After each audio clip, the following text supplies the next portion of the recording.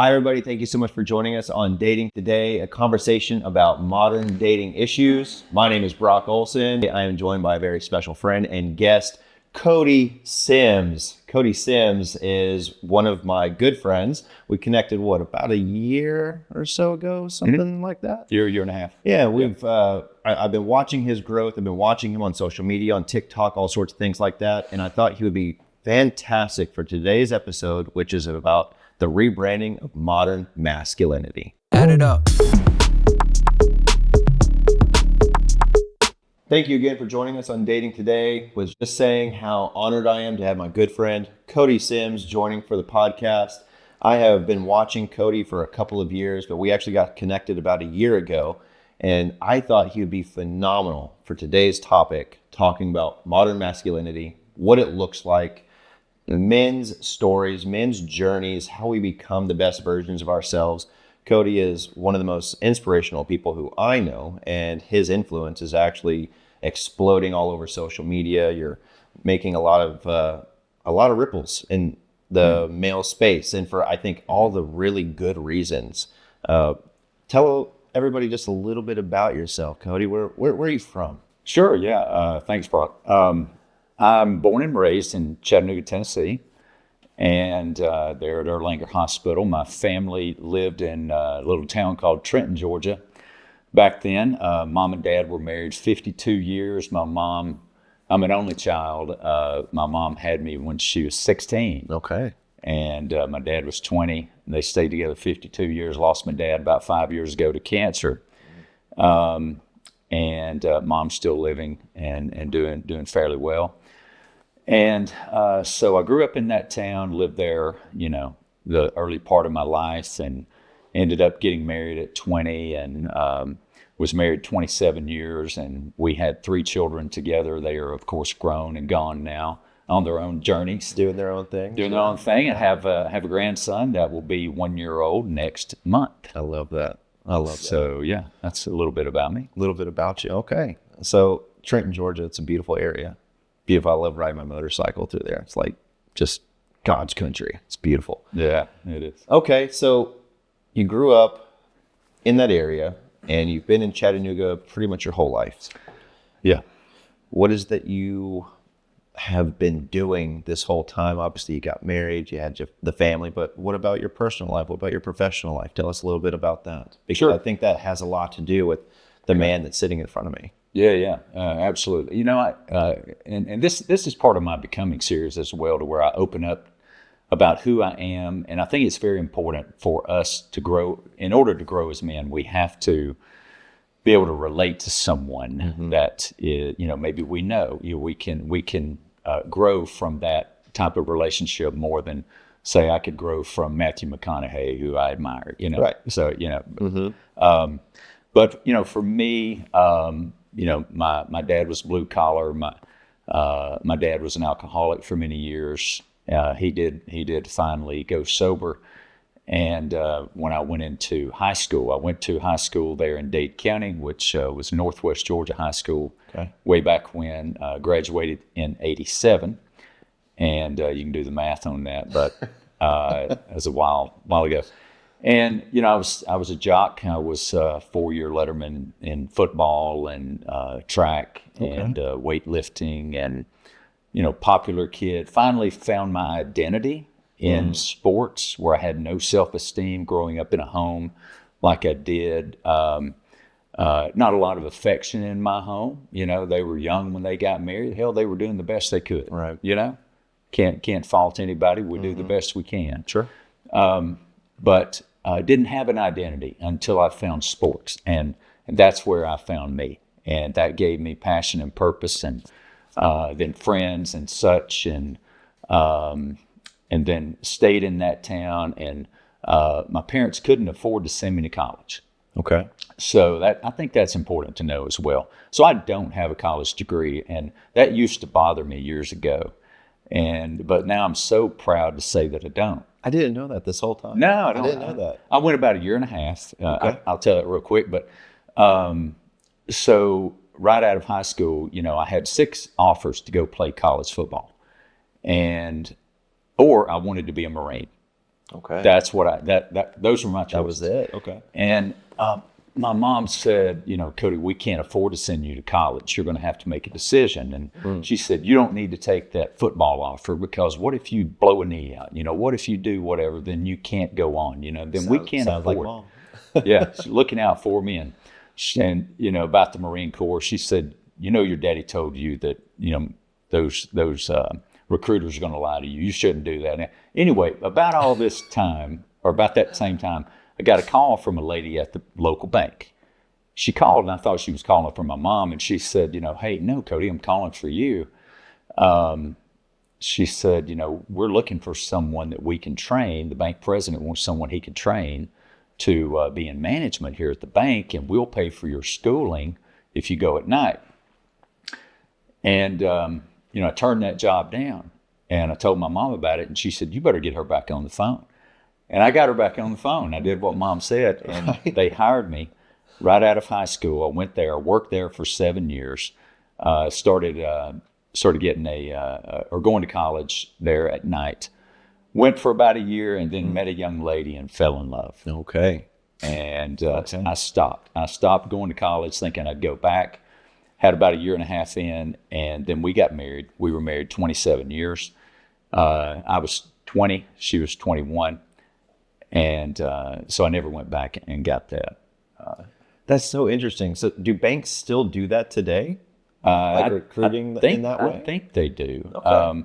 But then I was there at the bank, and just it wasn't for me. I wanted something more for myself. And I knew that I wanted to have a family, and I wanted to be able to bring my wife out of the workforce and bring her into the home to raise our kids. Got it. So it was very important to me. As a Christian man, I wanted that. She wanted that. So we agreed on that. Good. Well, I knew I had to step up and find some way to be able to fund that. Okay. So I'd done my own investing, started, researching, and then, I just was immersed into this investing thing and thought, what if I could do this for a living? And it hit me one day. And then I thought, I don't have a college degree. No one's going to hire me. Well, I went ahead and tried anyway. Threw my hat in the ring, ended up getting an interview, going through several interviews. To be a stockbroker? To be with the same company that I still own my business with today. That's 31 years ago now. And I still own that business today with that same company. So I threw my hat in the ring, got hired, had to pass all the exams. One was a 10-hour exam. It was brutal. Brutal is the word. Anyway, and that's where I found my passion, because as an Enneagram 3, Wing 2, I aspire to help others. And I feel like I'm achieving when I help others. Right. So that's a career path that was perfect for me, because I could help others. They win, I win. And that's what I've done for 31 years. And wow. I never knew that was your story. That's almost a pursuit of happiness type of. Have you seen this? Yeah. Will Smith. I did not know. That is amazing. Yeah, absolutely. Okay. So you did that and still do for the past 2.5, almost 3 decades. Yeah, 31 years, and still own the practice. My team there in Chattanooga. Okay. Yeah, in Chattanooga. And so I have 4 ladies that work in the practice, and we run it still. And I still work. Carrying out your vision. Right. And your principles and values. Taking care of our clients. Delegated it very nicely. Okay. It's wonderful, yeah. Okay. Well, so you told us that you got married young and you raised a family very successfully. Marriage came to an end at some point. You said most of it was fantastic. Yeah, absolutely. Our first 20 years, we were the perfect couple. We had that beautiful young, perfect marriage. And from the outside looking in, every marriage is perfect, right? You think, they've got the perfect marriage. Right. And we did. We had 20 beautiful years of marriage. Our first 20 were great. I'll never change that story. That narrative will never change. The next 5 years were bad. And then the last 2 were miserable. Mm-hmm. And that's part of growth. We had 3 children. It's not their fault. They were very active. We were very active in their lives. She was a great mother. I was a great father. We poured into them, and then we lost each other along the way. And that's a learning, that many don't see until it's too late. Yeah. we own 5 acres that we manicured every week. Yeah. I cut that grass every week, or my son did, or sometimes she did. Sure. But all of that takes away from being able to have time, quality time that's needed. So true. And I take ownership for that. As the husband, the leader of the home, I wish I could have pumped the brakes on that and said, hey, let's get rid of this place. But we had a pool, we had the creek, we had Lookout Mountain. Everyone wanted to come to our house. It was a place to be many, many times. So, sure. Anyway, you learn things a lot, but we lost each other along the way. Plus, we were kids when we got married. Sure. So when we had changed, I was not the same man at 47 that I was at 20. Sure. And she was not the same woman at 48 that she was at 21. It's so interesting you saying that, because I think that a lot of guys who have been in marriages or long-term relationships, when they don't work out, I can tell such a maturity in the guys when they take the accountability of their part in the, if you want to say, relationship failing, because obviously their objective is longevity. If it doesn't have longevity, it fails. When they take the accountability and saying, I didn't see this danger, I didn't see this issue, I compromised here, I made a concession here, I made 1,000 concessions. That is so incredibly important to masculine growth. Right. Like brutal, blistering accountabilities. I had to say this. I wasn't a good husband. And when I realized that, I was finally able to start rebuilding myself. Because until you do that, you're building on top of a very shaky foundation. Very, very shaky. But once you acknowledge that your part in a relationship not working out, which was mostly your responsibility, and you just said this, as men, we're supposed to be leading that relationship. If the relationship fails, a lot of it's on our shoulders. It really is. Yes, we can have bad partners. We all can. But I've really, really sunken my teeth into this fact. Our women are a representation of us. And if they are being combative, if they're not happy, if they're being disrespectful, these are symptoms of a negative environment that we are supposed to be in charge of creating. So if they're like this, if the relationship's not working out, if they're, I'm going to say this term, but I don't really mean it. It's just for the sake, misbehaving, if you will. If they're doing these things, it's because we're fucking up. Yeah. They are a direct representation of our ability to cultivate and engineer a relationship successfully.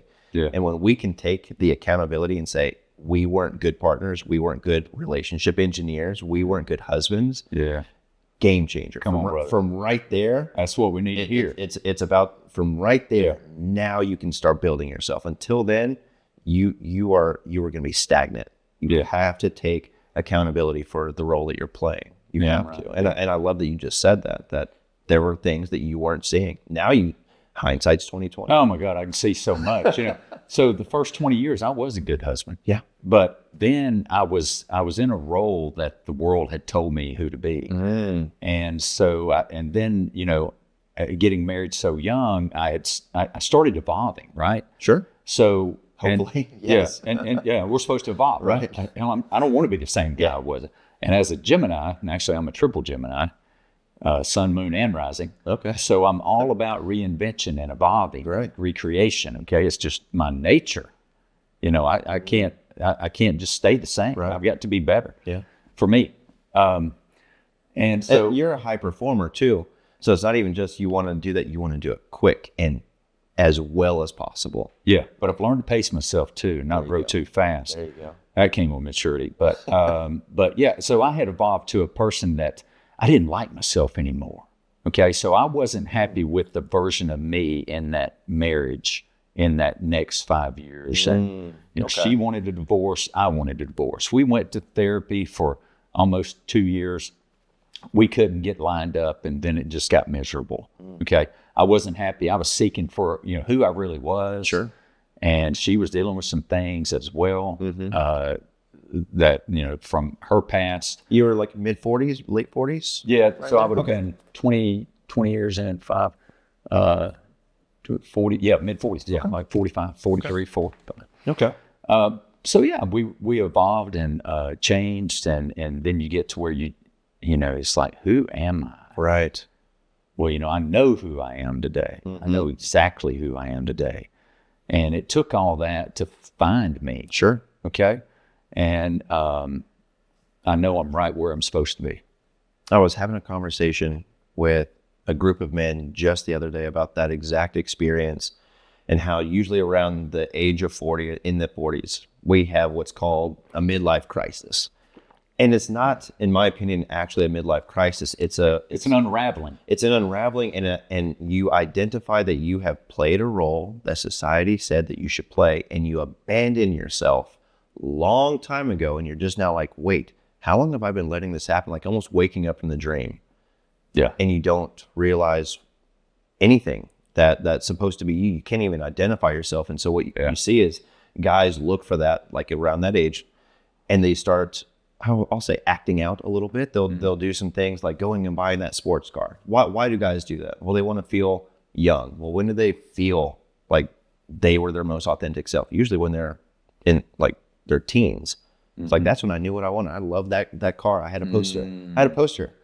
Yeah. So now we revert back to when we felt our most authentic self before we started abandoning ourselves. Yeah. So that's why the midlife crisis looks like that. It looks childish because we are trying to get back in touch with our authentic self. And that's the last time we remember being genuinely authentic. Yeah. So when you do go through something like that and you're in your mid 40s and you have a family and you're doing all that and you realize, I don't even recognize myself. I'm not happy with who I see in the mirror. Like, how do you handle that? How did you handle that? Because so many men go through this. How did you handle it? Yeah.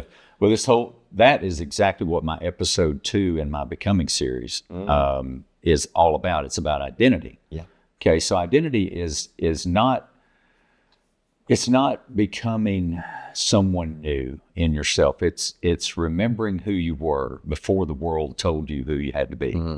Now that's powerful when you think about it, because there was a time that I was very creative. I was very, this or that, but then I had to go into a role, and I don't look back and regret anything of that. But I went into the husband role, the father role, all that, and so you do that, but then you can lose yourself along the way.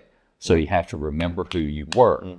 Okay. Yeah. And that's identity. And that's episode 2. That is so true. And even if, and you said this, even if you wanted a family, even if you wanted to get your wife out of the workforce and you wanted to build this, not centering your identity and having a plan to maintain that, you can want the family and all, and have the relationship everybody seems that looks ideal, but you can still lose yourself.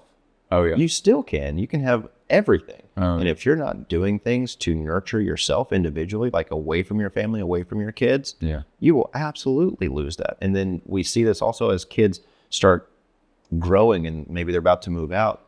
That's the emptiness nest syndrome. And we're like, oh shoot, I'm no longer like having to do the fatherly or the motherly things. And we have that moment. We're like, oh crap, I don't know who I am anymore. And that's often when people start divorcing as well. Yeah. When kids start moving out. It's a painful moment when you realize you don't know who you are. You don't know what you're supposed to do. It's like you're lost. You're trying to find yourself. Sure. And then when you do, it's empowering. Yes. But then you must evolve from where you were.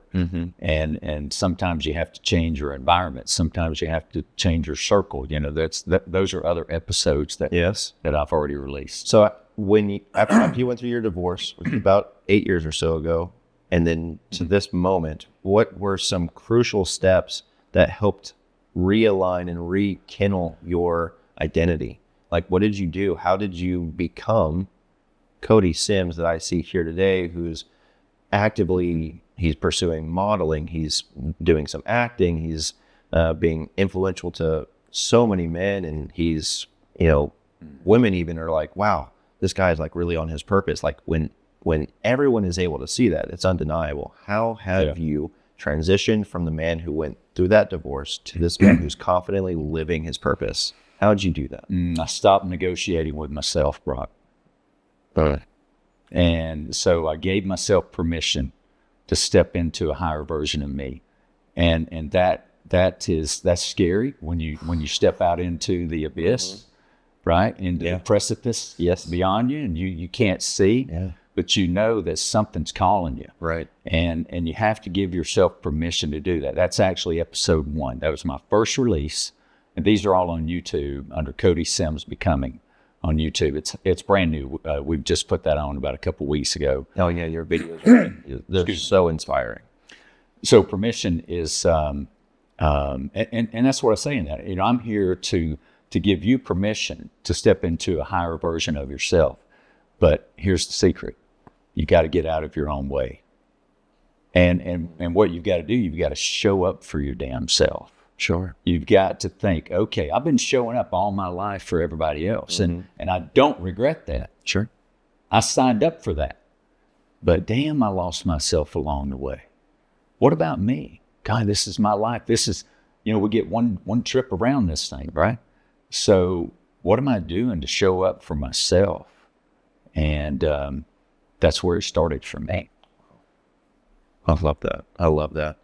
When you do find what it is that you want to do after a reconstructing of your life and your purpose and your focus, like what were the exact steps? Because you're doing wealth management and like that's kind of like the identity of Cody. Like, what made you think I want to do something that I've never done? But how did you even find that? Like, where did the idea come from? I took my own advice. Let me explain that. Okay. So for 31 years, I've been helping men and women, couples, business owners, executives, and all as clients of mine. I've been helping them retire, right? So they come to me for advice and guidance.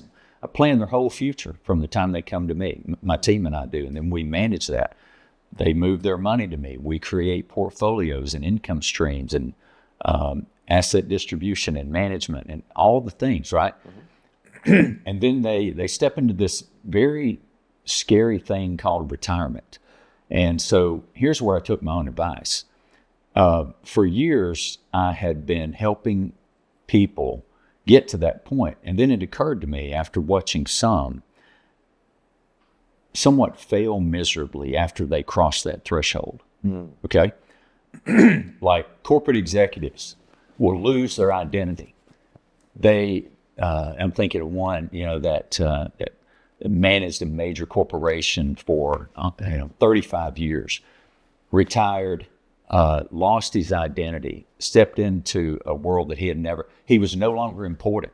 He was not the man anymore. Whoa. And he lost himself. He goes into a depression that just wreaked havoc on his retirement. He didn't really have a lot of purpose. And so that's one of many examples, okay? So I began coaching my clients, especially men. And it went like this, like, okay, Brock, tomorrow is retirement. I know you've got all the honeydews to catch up on at home, and I know you want to work on your golf game, right? Right. And I'm not concerned about what you're going to do next week. I'm more concerned about what you're going to do a year from now. Well, what do you mean, Cody? Well, I mean, what's going to give you purpose and passion when you wake up in the morning a year from now? What are you going to be excited about? Right. Well, what do you mean? Well, is there something that you do in your life that you're pretty good at, that you can be excellent at if you're really invested in it and focused on it, and maybe even make some money doing it? Good. What would that look like? And then ideas began to flow. And, one guy said, well, I like to make baskets. And I said, what do you mean? His wife's sitting there. He makes these gorgeous baskets. They started going to craft shows all over the Southeast, selling the baskets. Another one said, well, I want to do woodworking. And I've got a shop out back, and I want to do that.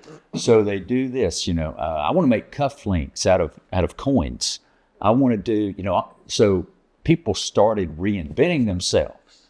Okay. Now here's the funny part for me, as a triple Gemini, and I'm all about reinvention and growth. I didn't even realize what was happening back when I was coaching people, but I was coaching them to do what is deep in me. And that's to evolve and reinvent. I was telling them, let's find a way to reinvent yourself. Right. instead of just retiring and dying. So that's what I did. I took my own advice. I thought, what do I enjoy that I might actually be good at and could make some money at? And then that's where the acting and the modeling came into play. That is absolutely amazing. That is so amazing, because I personally experienced that same thing. When I went through my divorce, I was 31-ish, and I was a business owner, and I was a husband. And I've told the story before, but I'm sitting in my condo, and I'm no longer a husband. I'm trying to figure out who I am. I was like, okay, I'm no longer a husband, but I am a business owner. And I said to myself, what if I sold my company? Who would I be? And I had no answer. And I was terrified. No identity. I had no identity outside of those arbitrary titles. Yeah. Societal titles. Yeah. Outside of that, I didn't know who I was. And so I had the same discussion, inner monologue. If I were to do something that is deeply passionate to me, which is so funny how this works. We want to help people. And I wanted to help people. I wanted to be there for people. And I was like, well, what is really important? It's like, well, I love helping people in an area in which I wasn't very good at. And it's very personal to me to help people work on themselves. And I was like, wow, I've always had people that came to me for advice because I felt like maybe I'm a good listener. Maybe I'm very empathetic. Maybe I'm able to give a nugget of wisdom or just make people feel seen in that moment. And I was like, wow, even while I'm going through my divorce, this is still happening. People are still coming to me for their own comfort. And almost nobody knew I was going through a divorce. So I found myself helping people, and it was healing me. And I was like, wow. Oh, there we go. I wonder if I could heal myself for the rest of my life through helping others. And so that's... I just got cold chills, brother. And I made the decision in 2016 to do this full time, and actually just had my 10-year anniversary. 10 years. 10 years helping men and women becoming their best selves so they can share the one thing we have one shot at, which is life. To share life with somebody special. That's what I want people to be able to do. And whatever that journey looks like, I want to help guide people. And you're doing the exact same thing. You are being so influential to so many young men who are starving for good mentorship, because there is so much bad advice out there. There's so much toxic, angry, bad men out there giving some of the worst advice, coming from a place of deep hurt. And hearing the way that you speak, knowing what you've gone through, and you didn't go hard right. You're like, I'm going to maintain my authenticity. I'm not going to preach from a place of hurt. I'm going to heal myself, and I'm going to show other people how to do it like me. That's why I feel so aligned with you. And that's why I wanted you here talking to the men and the women who probably don't get to see this side of what masculine rebuilding kind of looks like. They don't really get to hear the thoughts of a man who built a life, had it pushed to the side, and said, I'm going to reinvent. I'm going to redo. Even after 40, even after 50, whatever it is, and it's never too late to reinvent. And I think a lot of people think it is. I refuse to shrink. And that's the tagline in my logo. Sure. For men who refuse to shrink, becoming. Yeah. That's well, and we said this before the cameras came on. One of the most difficult things about reinvention is how many people aren't going to believe it. They're not going to think you're being authentic. They're actually going to think that you're faking, that you're not really this new evolved person. And what did you say? What did you say before we jumped on? You were saying like how it's going to cost you people. Oh my God. Yeah. Growth will cost you people. Yeah. Growth will cost you a lot, right? It's going to cost you time and money and investment. No. Growth will cost you people. And that's actually one of my episodes. Circle is that episode. I think it's episode 6. Because there are unspoken contracts, Brock. And that's the way I like to term this. And it's agreements that were never agreed upon. But people have these unspoken contracts that they expect you to live by. And if you step outside of that, then you have broken the unspoken contract. And it sounds like this. It's live the same, do the same, be the same. Because when you rise higher than where they are, and I'm not talking about being better than them. Right. That's not what this is about. But when you evolve and you are no longer aligned with them, then you expose to them what they're not. Right. And some people can't handle that. Oh, yeah. Now, here's the thing. I used to think it's their fault. It's not their fault, okay? They're being true to themselves. It is okay. It just means you're not aligned, right? Yeah. So these unspoken contracts are brutal, though. Yeah, they are. And you said some other things about that. Yeah, well, I was like, one of my most shared pieces of content was, I don't want to misquote it. I said that personal growth is often socially violent. You'll lose longtime friends, family members even. Yep. Just remember, it's not your job to teach others how to embrace your phases of growth and change. It's not your job to teach them, but it is your job to maintain your trajectory. If you are convicted that this is where you need to go, you have to accept the fact that people aren't going to be on the ride with you. They're just not. Right. They can't. They don't want to. It's fine. That's right. Guess what's going to happen? You're going to meet people at that next junction. That's it. And they're waiting for you. They're waiting for you. They're waiting for you. You just got to get there. Yeah. The amount of people through my coaching journey who saw my lifestyle change and what I once was and what I am now, the amount of people who didn't support that. And, you know, when I know we're at a space now where somebody could say something negative and you're just like, I've got a breath of work underneath me. I don't care about your opinion. But in the beginning, one comment about you not being really who you are, or I see you for what you really are, like you're just faking this type of stuff. This isn't really you. Right. It hurts, but I want to encourage the people listening, and I think you as well. It's like, don't let that stop you. Don't let those opinions stop you, because they're going to try. Yeah, and if we do let that affect us, then whose life is it? It's their life. Right. You know? You're literally repeating the pattern of letting society dictate your life again. Yeah. Yeah. Now I'm taking ownership. This is my life, and I'm going to inhabit it and live it. What is if we were sitting in a room in front of like a bunch of mid-20s, 25-year-old men who are seeking purpose outside of just societal expectations, what's a big piece of advice that you, Cody Sims, would try to give to them right now about making them have identity and making them feel good, but also giving them that direction? Like give them just some advice right now. First thing is, you don't know everything. You know, and when I was early 20s, I knew it all, man. I was 10 feet tall and bulletproof. I knew everything, right? Until I realized I didn't. And so that's your first step, knowing what you don't know. And you really don't even know what you don't know.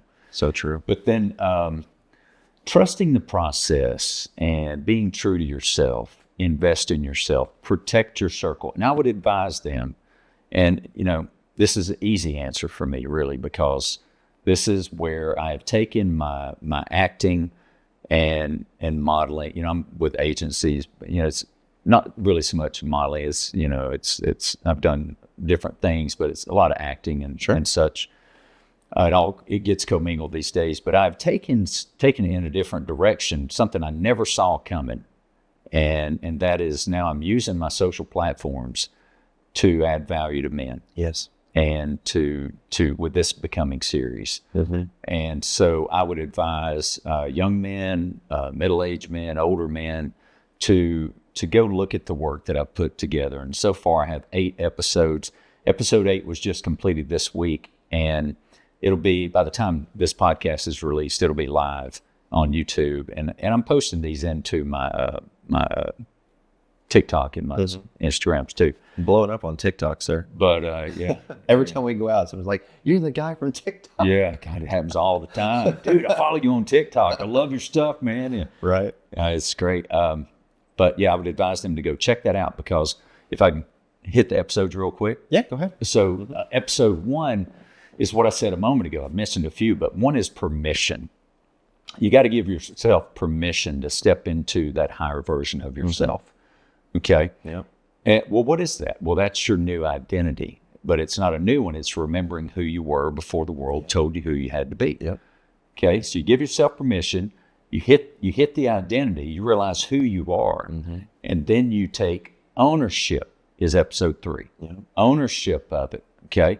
It's easy to say, well, this is who I am. It's a lot harder to live it. Oof. You got to show up now. Come on. This is where the real work starts. Yeah. So ownership. Well, now you're living it.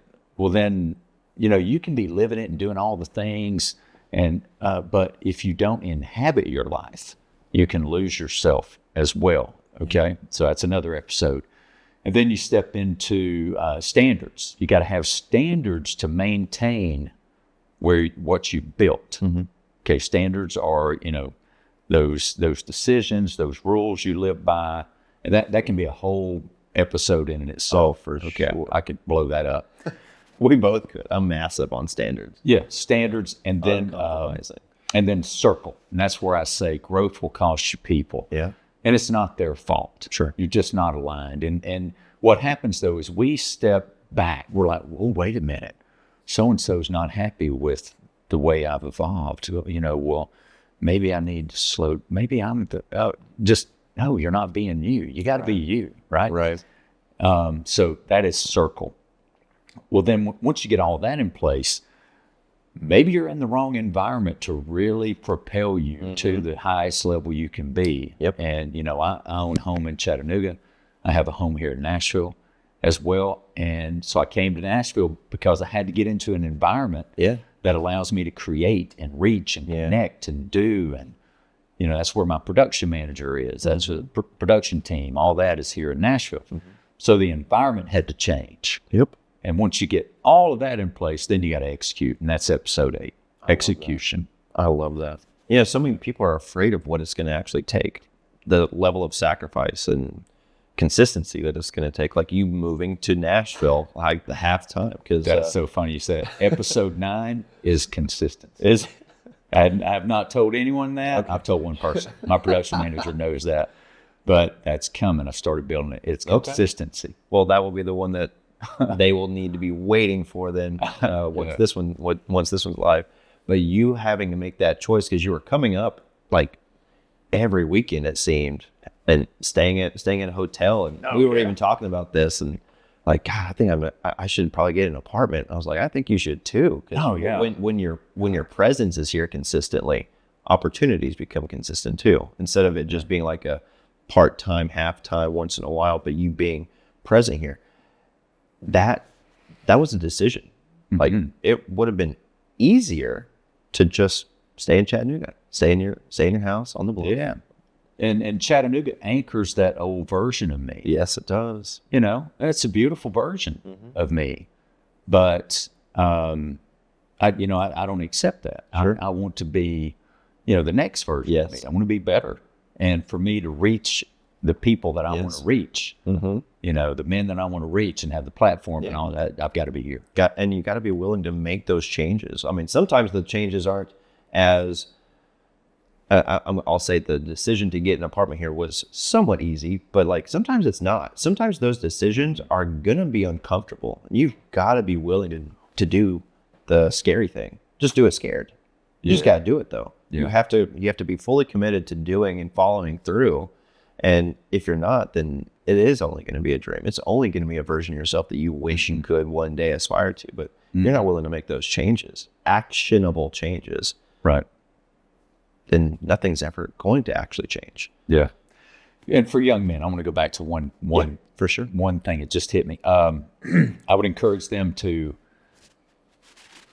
be on their game, whatever their game is, whatever they're going to make money at. Sure. Maybe it's a business. Maybe they're going to work for a great employer. I don't know, but you got to put yourself in a position to be able to make a decision like I did. Like I'm going to keep my home in Chattanooga, but I'm getting an apartment here. And you did it quick. You did it pretty quick. And I can afford it. Yeah. Okay. But I want to encourage people to to be serious about building wealth, of course, I'm a wealth advisor, right? I'm going to say something Of course. like that. But that's also part of becoming is being focused on your finances, your fitness, Yes. all the things. But you got to position yourself to win. And some people don't position themselves to win, and then they get to a point, and maybe they want to make a move like that, or like you, and come to Nashville and do podcasts like you do all the time, but they're not in a position financially to do it. Well, doing what they can with the means in which they have is, I think, a really, really strong foundational characteristic trait that men need to evolve to, because being an inspiration such as yourself, I'm not going to say myself, but people who are on their purpose, who are a couple of years ahead of everybody, they can struggle sometimes to see, well, how can I possibly become that from where I am? It's little decisions consistently. You don't have to relocate to a new city, but hey, guess what? Maybe instead of waking up at 8 a.m., start waking up at 5. That little decision gives you more time to think about your purpose and how to build yourself and get out of the hole that a lot of young men find themselves. They're just like in this bad turn of patterns. And if you want a different type of life, you have to create new patterns. And my biggest thing is start waking up early. It is that simple. Yet it is one of the most difficult things for people to do. It's like you're literally sleeping your life away. Wake up a little earlier, prioritize yourself before the world tells you what you need to be doing. Instead of living reactively, live proactively. Wake up a little earlier, go to the gym. That's a great decision. You will never regret going to the gym. Yeah, that's right. Never. And it's something that gives you a win, and it's something for yourself. It's not for anybody else. Yet, everybody around you benefits from you being strong. Because guess what else? You're going to be confident. Everybody around you benefits from you taking care of yourself first. And I think there's also in society, well, you got to love yourself to love others. 1,000%. And if you're not taking care of yourself, it's like pouring from an empty cup. And there's this societal idea that a good man is a man who's willing to sacrifice everything for everybody else. And I don't actually believe that. I think that if a man is going to be of good use to his friends, his family, to society, he needs to focus on himself first. He should eat first. He should take care of himself first, because it's kind of like an umbrella of provision. If he doesn't have that, he can't help anybody else.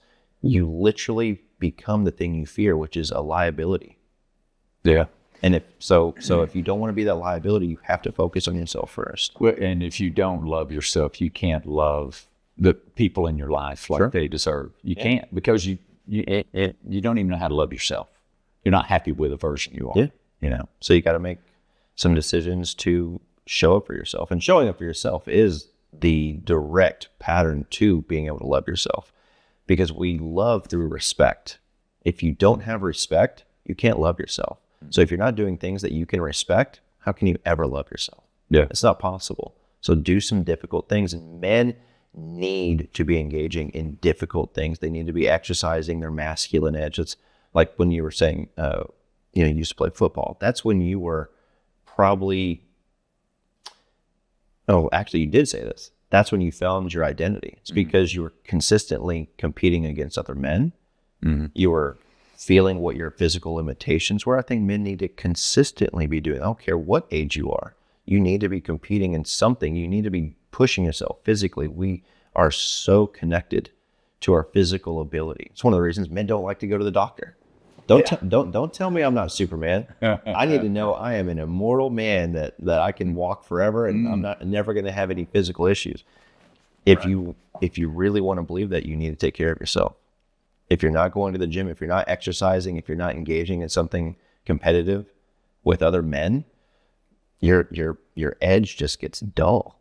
And it's hard for you to look in the mirror knowing that you're not really competing. Yeah. Or get to the point you compete with yourself. I compete with myself every day in the gym. Yeah. And you know what you're physically capable of. Like, there's a confidence when you walk in down the street, or you're just in a group of people, you're like, if shit hit the fan, I know I could handle some situations. I could take care of people who are important to me. And I think, I think it was actually Shia LaBeouf. I know this is gonna be a weird tangent. There's this question of, when does a man become a man? Does he become a man at 18? Does he become a man at 21? Is there an age, or is there a life experience? Is it when he has a child? Is it when he gets married? What is it? And he said something. He said, it's when a man becomes responsible for other people. And I was like, ooh, men need to be responsible for other people. Mm-hmm. I think that brings out the best in us. It's gonna make me tear up. When we have people who count on us, we rise to our best self. Men who don't have people that rely on them are the ones who are mentally struggling. They are looking so strongly for something to take care of and almost to die for. There's an innate instinct in us to find something that needs to be preserved to our masculine core that we're willing to sacrifice ourselves for. We're looking for something to die for. And when we don't have that, we don't have a purpose, we don't have people around us, and that could be our woman, our kids, something, we can really lose our purpose.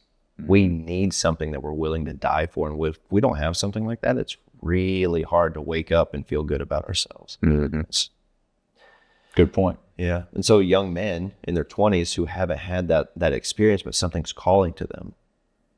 It's quiet. It's in there, but it's there. And they know it's there, but they don't know what it is. It's like, what is that voice? Why am I chasing women? Why am I needing this? Because you want something that is bigger than you, something that will carry on past you, something that you would be willing to die for. That's cool. It's probably the biggest advice I give to those young men is to make themselves worthy of having something under their umbrella, something that they can be responsible for, but they need to be worthy of being responsible for something. If they're not taking care of themselves physically, mentally, emotionally, financially, it's going to be very, very hard for anybody to trust you with that responsibility. And I think men do want that, but they've got to be putting in the effort. And the effort I see you putting into your day-to-day life is so inspiring with so many young men. And I just want to encourage you and men who are stepping into their authenticity to continue mentoring those young men, because we're not going to be here forever, but your ideas will. That's right. The impact you make, it will. And that's going to be passed down and passed down. So my advice to those men, those young men, is seek out mentors that are healed, not men who are talking from a place of hurt. Find really good mentors. Right. You are a mentor. How much time from your wisdom do you think you have saved people who have come into your business? Like decades of time by just having the planning and the wisdom to guide them. Young men need to find good mentors, and I think you're a phenomenal one. So, Thank you, brother. Yeah. I think we all need to build something that's bigger than us, and that's the way I did. My practice is, it's bigger than me. Sure. Now, and so I'm semi-retired in it, but now I'm building something that's bigger than me as well. With helping men show up for themselves and become that higher version, and something that will last, and be a legacy even behind me there. So, and that's exciting. That's my reinvention. That's the reinvention. And I'm so, I have such, big plans for that too, to take that to many, many levels. Well, that's what I was going to ask you toward the end of this episode. I guess we're about here, which is, what can people expect to see from you in 2026 and beyond? I mean, your star is rising, but like people who are catching you right now, what are you hoping Cody Sims looks like over the next year or two? Better, just want to be better at what I'm focused on. So very intentional, being very intentional about everything, but taking it to new levels, which, will involve an ebook, will involve also a book, and have conferences and with breakout sessions, and you were mentioning something about that. Just a lot of things. I won't say anymore, but we're talking about a lot. We may not do any of those. Who knows? We may do all of those and more. Well, I look forward to seeing the impact that you continue having in men's lives and women's lives. Everyone's watching. Don't forget that. Everybody's watching. Yeah. And the responsibility of that, knowing that you are having an impact in people's lives, is something that we as, when jokingly say this, we as influencers, we should be taking very seriously. The things that we say carry weight for people who we will never see. So we should take that very seriously. And I know you do. And I can't wait to see the impact that you continue having with men and women. And anything like that is very, very welcome in society in today's day and age, because people are looking for answers. And I think you are somebody that they can turn to for those answers. Well, it's easy for me because I have lived every single thing I'm preaching. Yes. Okay. Mm-hmm. I'm not making this shit up. I know you're not. I've lived it, and I'm still living it, and I want to continue to do it. There's no end to what I'm doing as far as, the way that I'm going to proceed with helping and building this brand. But I'm here for it. Well, tell everybody, if they wanted to find you on social media, YouTube, all that, where they can find you. What's your YouTube channel? Go ahead and tell everybody. YouTube is Cody Sims Becoming. And you'll see that there are 7 episodes out there right now. Episode 8 will land here within the next week. And we may wrap this at episode 9, which is consistency, and then branch from there. And we have some plans I was just discussing yesterday. But that's where we'd find. Also, I use my Instagram and TikTok platforms and Facebook to use or to post like clips from those videos onto there to drive traction to the YouTube. Since the YouTube is brand new, it's only been there like 2 weeks. Right.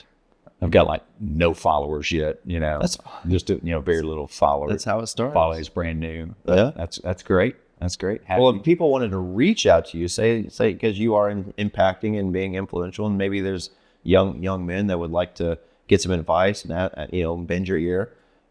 How should they reach out to you? How should they message you? I mean, is it TikTok? Is it Instagram? Is that okay? Is that okay to reach out to you in that way? Yeah, sure. Any of those. So it can be on YouTube as well. But to get directly to me would be, I'd say, either TikTok or Instagram. Okay. Or Facebook if they're on Facebook. Some people. So we can find you on all these. Okay. What's your TikTok and what's your Instagram? Yeah, TikTok is Cody Sims, but it's _Cody .Sims _, and that's the same way that Instagram is. Instagram as well. Okay. Yeah. Yeah, and you're pretty responsive. Like you're watching. Yeah. You're paying attention. Yeah, I do. Yeah, I'm very responsive. Okay. Yeah. Well, Cody, I just want to say thank you so much for joining me on my podcast, Dating Today. It's been an honor. I love having you in my life. You influence me every single day. Having you in my social circle just makes me feel like we're pushing each other. I look at you, we're just trying to have the best positive impact for society as much as we possibly can. So keep doing exactly what you're doing. And I look forward to maybe we'll have another conversation like this in a year. See kind of how Cody is continuing on becoming. Yeah, absolutely. Thank you for the value that you've added into my life too, brother. I love you. I appreciate that. I love you too. Yeah. All right, everybody. If you guys have any comments or any questions about today's episode, you want to ask Cody some questions about his life and his story, feel free to leave those in the comments, or you can actually reach out to me or Cody in our Instagram, Facebook, TikTok, anything that can get messages to us. Feel free to leave those, and we will talk to you next time. Bye. Add it up.